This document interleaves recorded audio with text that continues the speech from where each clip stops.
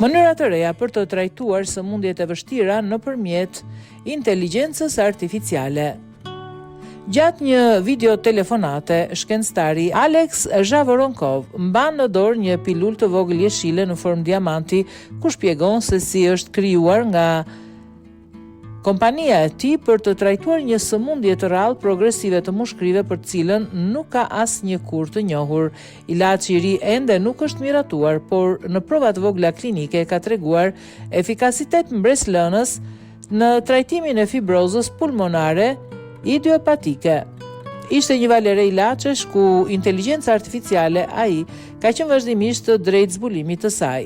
Nuk mund të themi se kemi miratuar molekulën e parë të inteligjencës artificiale të zbuluar dhe projektuar, thot doktori, bashkëthemelues dhe CEO i startupit me bazë në Shtetet Bashkuara të Amerikës, In Silicio Medicine.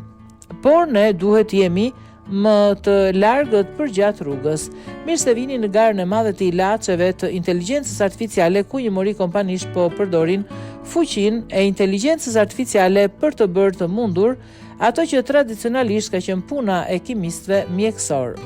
Kjo përfshin si kompanitë më të vogla bioteknike të drejtuara nga AI, të cilat janë shfaqur gjatë dekadës së fundit, dhe firmat më të mëdha farmaceutike që ose po e bëjnë vetë kërkimin ose në partneritet me firmat më të vogla. Ndër pjesëtarët më të rinj është Alphabet, kompania më me Google, e cila lançoi kompaninë e zbulimit të ilaçeve me inteligjencë artificiale me bazë në Mbretërinë e Bashkuar, Isomorphis Labs, në fund të vitit 2021.